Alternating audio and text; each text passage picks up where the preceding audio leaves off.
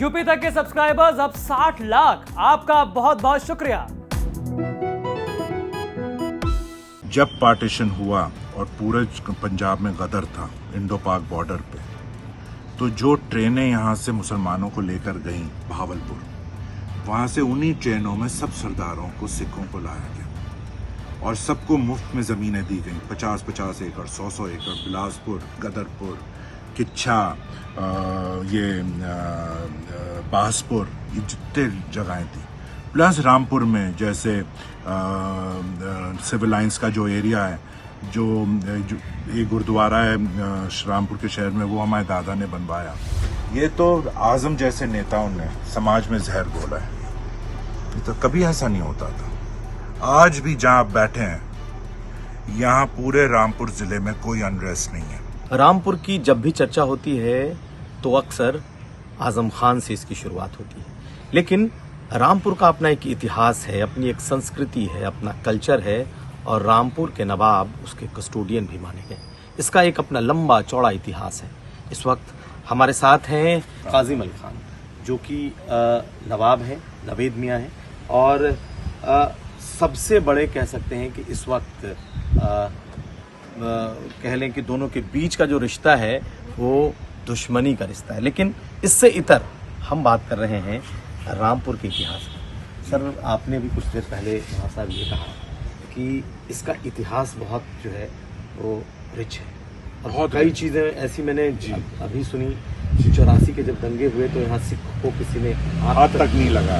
तो कुछ इस बारे में जरा। हमारे फादर यहाँ मेंबर ऑफ पार्लियामेंट थे और उन्होंने ख़ास तौर से उनका लक्ष्य ये था कि कोई सिख को, जो भी रामपुर के बाहर या दिल्ली में और जगहों पे हो रहा था, उन्होंने कहा कि मेरे रामपुर में सारे सिख जो हैं वो हिफाजत से रहेंगे। बल्कि जितने सिख हैं रामपुर के, इनको बसाया भी हमारे दादा ने। जब पार्टीशन हुआ और पूरे पंजाब में गदर था इंडो पाक बॉर्डर पे, तो जो ट्रेनें यहाँ से मुसलमानों को लेकर गईं भावलपुर, वहाँ से उन्हीं ट्रेनों में सब सरदारों को, सिखों को लाया गया और सबको मुफ्त में ज़मीनें दी गईं। 50-50 एकड़, 100-100 एकड़, बिलासपुर, गदरपुर, किच्छा, बासपुर, ये जितने जगहें थी, प्लस रामपुर में जैसे सिविल लाइंस का जो एरिया है, जो एक गुरुद्वारा है रामपुर के शहर में, वो हमारे दादा ने बनवाया और कई यहाँ बिल्डिंग्स ही पुरानी स्टेट की बिल्डिंग, सब में उन्होंने सिखों को बसाया जो आज भी रह रहे हैं।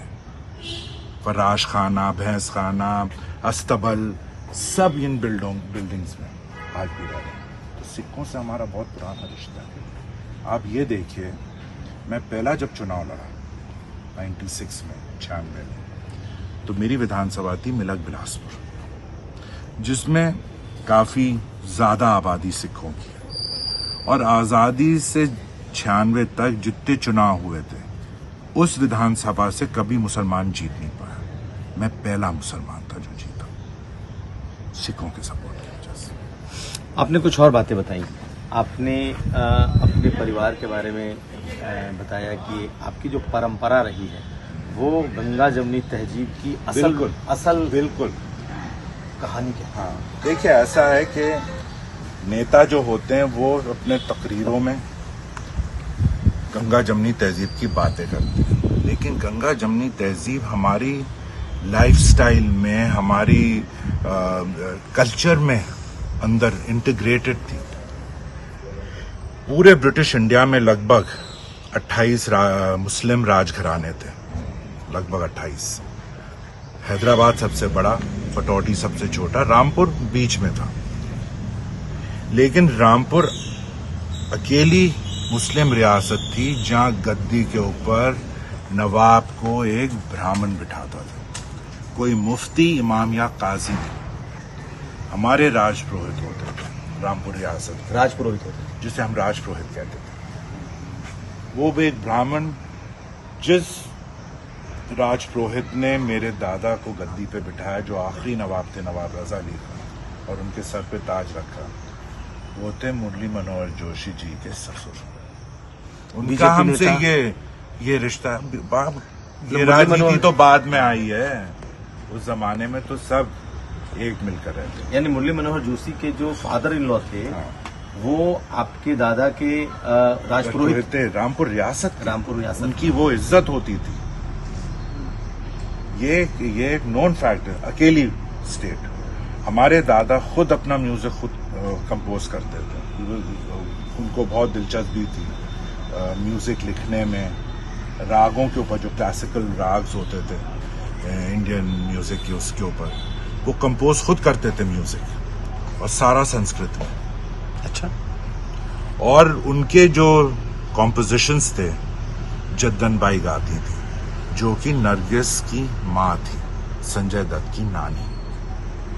दत्त साहब से, और दत्त साहब, सुनील दत्त और मेरे फादर पार्लियामेंट में साथ। उनके जो दत्त साहब के जो दामाद हैं कुमार गौरव, उनकी और मेरी दोस्ती 40 सालों से। ये चीजें पीढ़ी दर पीढ़ी कंटिन्यू हो गई। ये तो आजम जैसे नेताओं ने समाज में जहर घोला है। ये तो कभी ऐसा नहीं होता था। आज भी जहां आप बैठे हैं, यहां पूरे रामपुर जिले में कोई अनरेस्ट नहीं है, और सब जगहों पे है, लेकिन यहां नहीं। वजह? यही वजह, क्योंकि जो ये एक कम्युनल हार्मनी जो माइंडसेट है लोगों का, आज भी कहीं ना कहीं बरकरार है। तो आजम तो रामपुर का जो, और आजम तो रामपुर का है ही नहीं, वो तो नेटौर का, बिजनौर से आया है। तो उसे रामपुर के इतिहास, रामपुर की तारीख के बारे में क्या पता? उसका जो लक्ष्य है वो सिर्फ रामपुर में आके पैसा कमाने का है। नहीं, उन्होंने जौहर यूनिवर्सिटी बनवाई। जौहर यूनिवर्सिटी में सिर्फ मौलाना मोहम्मद अली जौहर के नाम को कैश किया है। मौलाना मोहम्मद अली जौहर की परिवार के बारे में, आज उनका परिवार कहाँ है, मौलाना मोहम्मद अली जौहर की कब्र कहाँ है, कहाँ दफन हुए, क्या हुआ, उनको कुछ नहीं पता। सिर्फ यूनिवर्सिटी का नाम लिख दिया ताकि उससे वो कमाई कर सके।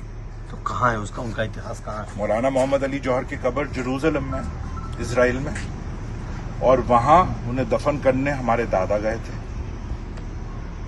और जब उन्होंने दफन किया, वहां उन्होंने, हमारे दादा नवाब रजा अली खान ने एक मस्जिद बनाई, तामीर की, जिसका रिकॉर्ड सारे गवर्नमेंट आर्काइव्स में है। हर चीज है, उस पर किताब में भी है। हमारे बहुत सीनियर डिप्लोमेट थे, नफ्तेश सरनाब, तो ही इज रिटायर्ड। वो इजराइल में हमारे एम्बेसडर भी रहे, राजदूत रहे। और जब वो इजराइल में थे राजदूत, तो उन्होंने एक किताब लिखी थी, इंडियंस जो भी भारतीय हैं उनका क्या क्या कंट्रीब्यूशन रहा है इजराइल में। उसमें पूरा ब्यौरा नवाब रजा अली खान का है। कौन से सन में आए, कौन सी तारीख में आए, कौन कौन साथ आया, कौन से होटल में रुके, कौन आर्किटेक्ट था जिसने वो मॉस बनाई, कितना पैसा उसमें, कितनी लागत लगी, हर पूरा ब्यौरा उन्होंने। और उन्होंने वो किताब मुझे ऑटोग्राफ करके दी। इसकी जानकारी मुझे भी नहीं थी, उनके माध्यम से मुझे पता चला। He is a very senior diplomat. उसके बाद वो यूनाइटेड लंदन में हमारे हाई कमिश्नर बने। उसके बाद यूनाइटेड स्टेट्स में वाशिंगटन में हमारे राजदूत बने, वहां से retire. He is a very senior diplomat, सारे फैक्ट्स के साथ। नहीं, लेकिन नाम तो आजम खान लेते हैं। उसका आजम को यही नहीं मालूम, आजम को यही नहीं मालूम। आप आजम से पूछिए कि इंग्लैंड में जब नवाब रजा अली खान ने अपने पर्सनल एक्सपेंस पे मौलाना मोहम्मद अली जौहर को तालीम के लिए भेजा था, तो कौन सी यूनिवर्सिटी में भेजा था, आप उनसे ये मालूम कर लो।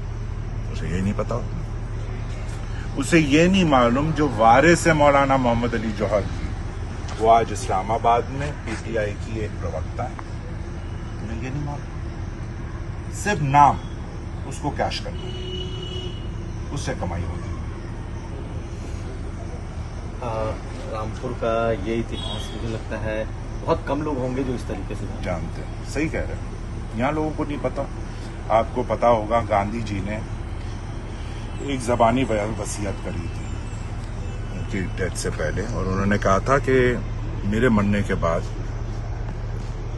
जब मेरी चिता को आग लगे, उसके बाद मेरी अस्थियों को पानी में नहीं बहाया जाएगा जब तक हिंदुस्तान और पाकिस्तान दोबारा एक मुल्क नहीं होते। जो होना नहीं था, तो उनको अस्थियों को राजघाट दिल्ली में रखा गया। लेकिन जब ब्रिटिश रूल खत्म हुआ, हिंदुस्तान आजाद हुआ, तो जितने राजघराने थे, जितनी रियासतें थी, किसी ने तय नहीं किया था कि वो हिंदुस्तान में रहेंगे या पाकिस्तान। मई 1949 में रामपुर पहली रियासत थी जो यूनियन ऑफ इंडिया में मर्ज हुई। इन ल्यू ऑफ दैट प्रधानमंत्री पंडित जवाहरलाल नेहरू आदि गांधी जी की अस्थियां रामपुर लेकर आए, जो आज भी मौजूद है। रखिए, ये रहा है इसका इतिहास।